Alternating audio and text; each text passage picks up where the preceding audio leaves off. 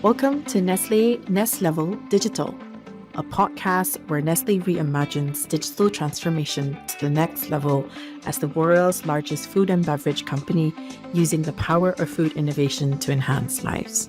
If you're new here, we invite you to discover Nestle through the lens of our leaders. Each episode presents valuable insights on our digital initiatives and driving growth and sustainability as we make an impact for everyone today and for generations to come.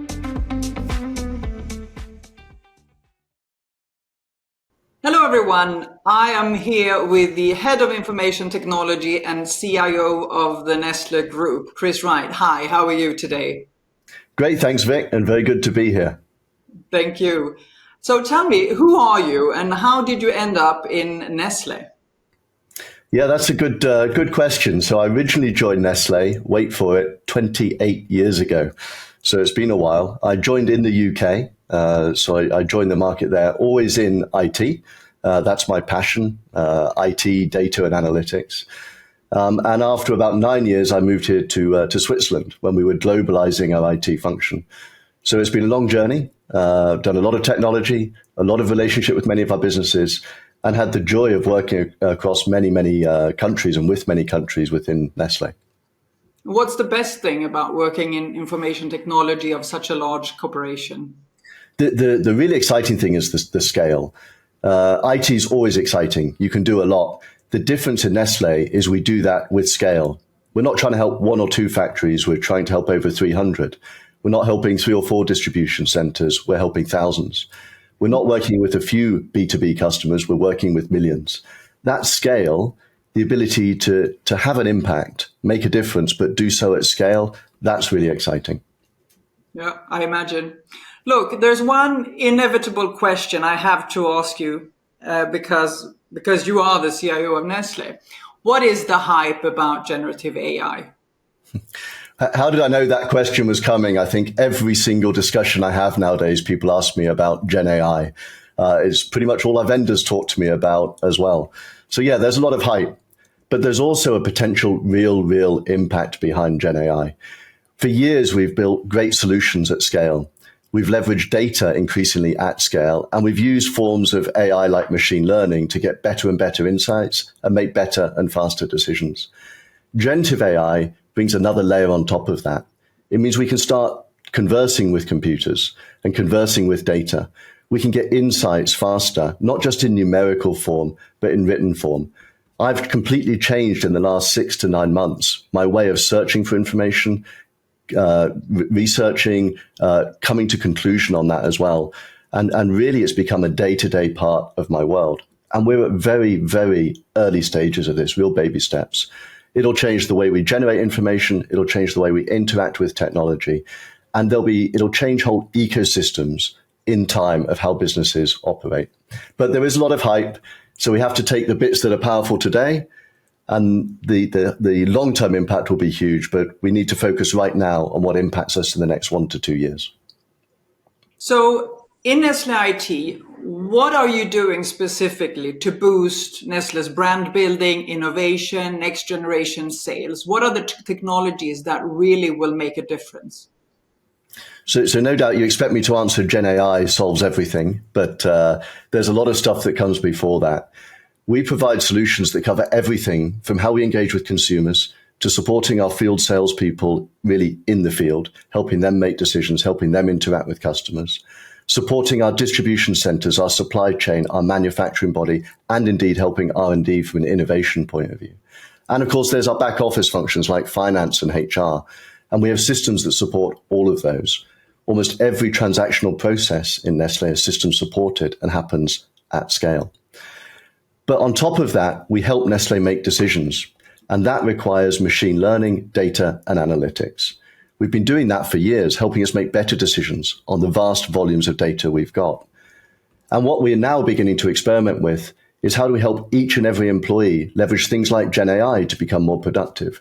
How do we help our functions like marketing to generate better content to help manage our consumers? How do we generate better interactions with our customers through Gen AI? These things are all on the cusp of becoming really exciting and also scaled, but there are early days yet. So with those areas of technology that you mentioned, which are the core tech capabilities or profiles that you're really looking for today?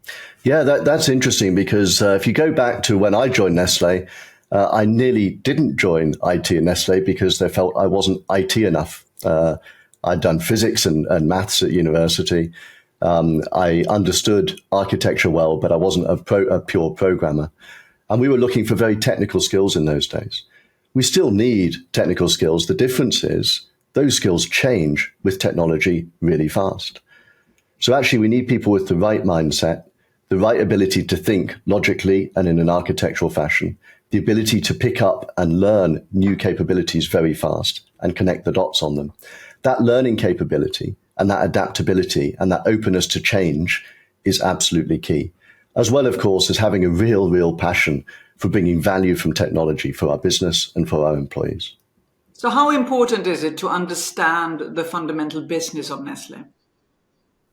It's critically important. And probably, I would say I'm 50% technology, and I have to understand 50% has to be about understanding the business.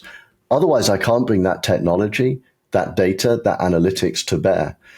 Really, the skill that we need is the ability to bridge those two worlds. Yes, provide technology solutions, but they're only useful if they help our business generate value. To understand that, you have to understand our business deeply. And you have to understand not just the solution and how it helps, but we have to understand how can we deploy that globally across 188 countries with many different cultures, environments, and operating worlds. So that knowledge of our business is critical, both to drive the right solutions, to get them deployed, and make sure they bring value. So what are the opportunities? If I join Nestle IT as a tech professional, what are the opportunities that lay before me in terms of really getting to understand the Nestle business? Yeah, so I think that I'll cover that in two halves. Let me focus first on actually what you can learn about tech. We have over 4,000 people in IT at Nestle. It's a large function. We cover everything from cybersecurity to data and analytics to hardcore systems like SAP to what happens in our factories and the manufacturing environments. So there's a huge wealth of things that can be learned from a pure IT and technology point of view.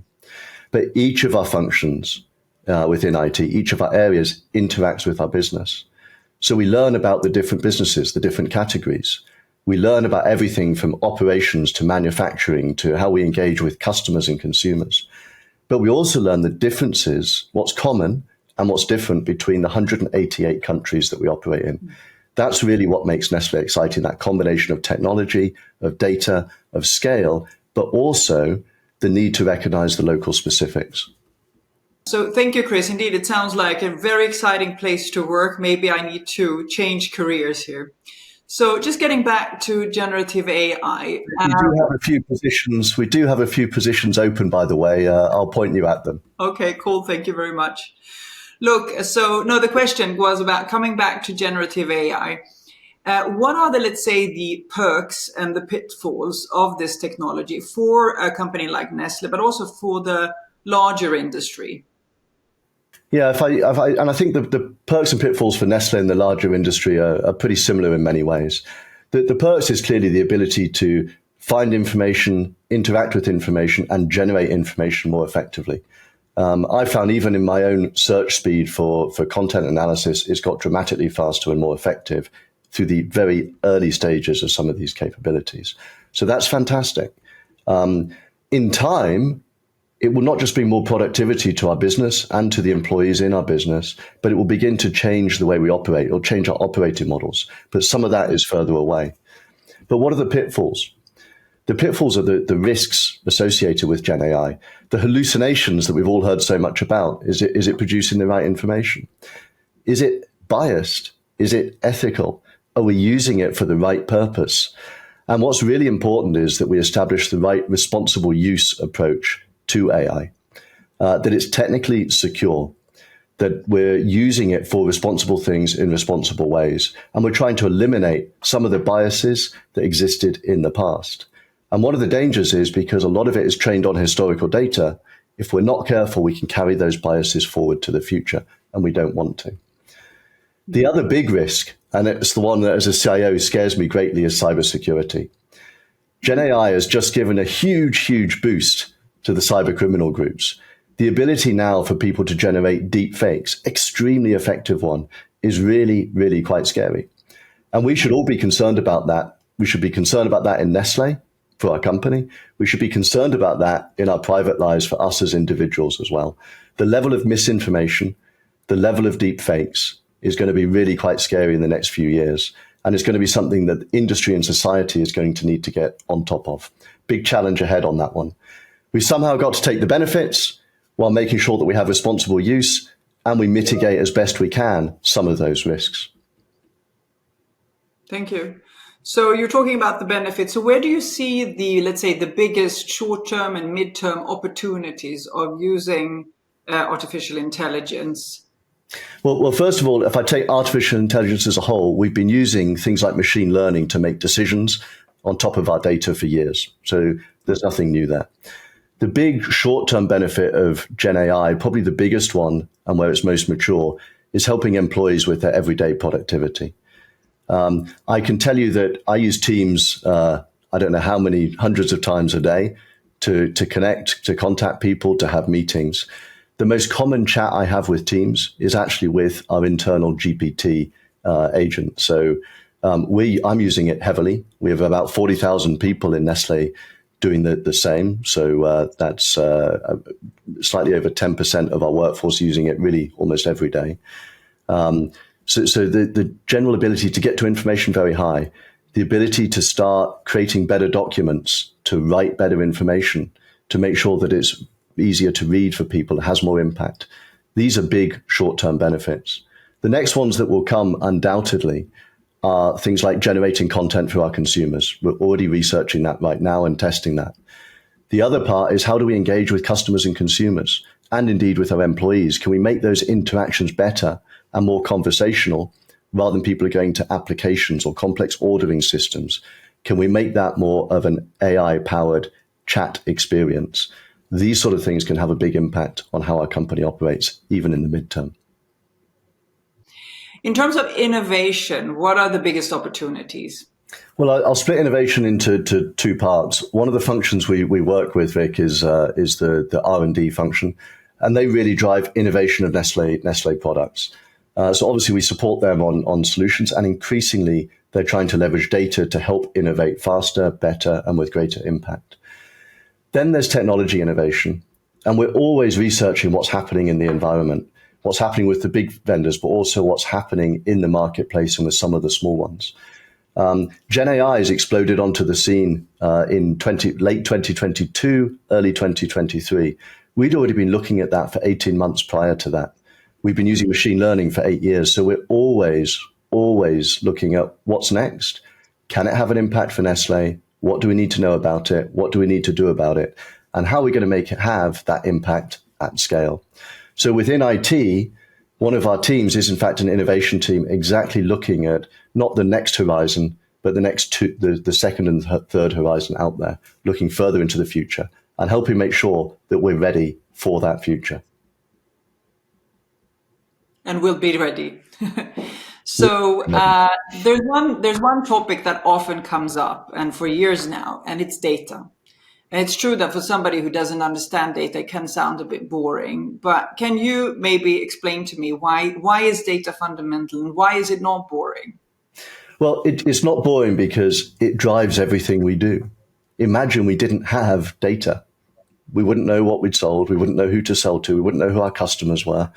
We wouldn't know which transportation or which truck something was on. We wouldn't know if it would arrive, and neither would our customers. Data is fundamentally how businesses communicate with each other, with our employees, with our customers, with our consumers. It's at the heart of what we do.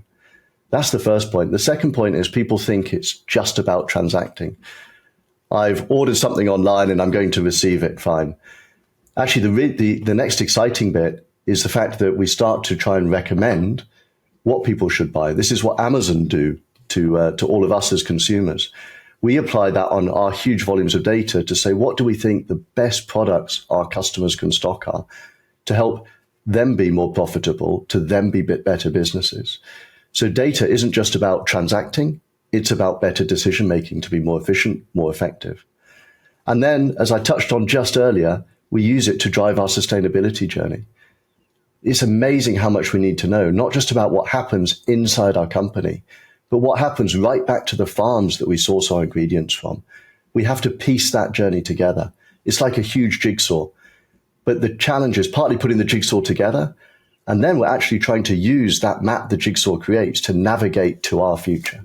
So data is exciting. Personally, I love data. I'm a bit of a data nerd, and I've spent a lot of my career in it. So people might think it's boring. Used well, it's really exciting, and it can have a huge, huge impact. Thank you, Chris. It's indeed very interesting, all this evolution. I suppose that there are a lot of questions that you get as a CIO that you kind of expect. So what is the question that you don't get that you would like to get? You know, the question that I don't get unless something's gone wrong is about operational resilience. And actually, for all of the stuff that we do, which is exciting of generating the new things, one of the most exciting things for me is making sure that everything operates every day. We keep all of the IT systems to support our factories, our supply chain, our ordering, our consumer and customer engagements every day, every minute. When you're running a business the size of Nestle, that IT operating is key. And that's some of the most exciting stuff I have is, honestly, when something does go wrong, making sure we respond to it, react to it, minimize business impact. That's really key. No one ever asked me about that. They asked me about the exciting new stuff. They never asked me about the operational resilience of today until something goes wrong. And then I hear all about it. And what's the exciting part about the operations from a, let's say, IT professional point of view? You know, there's a certain amount I love solving problems, and I love solving problems under pressure. And I quite like IT is a really fun environment. You get some great challenges, some really tough problems, intellectual problems to solve. But often you've got to do so at speed. And that combination is quite exciting. And the ability when you get it right and you do that as a team, as a group, and you have a beneficial impact to our company, that brings a lot of satisfaction. And it almost doesn't matter what the technology is. It can be new, it can be old. It's having that impact that really counts for me. Technology is obviously a massive game changer. And where do you see it playing its biggest part in terms of making the world a better place?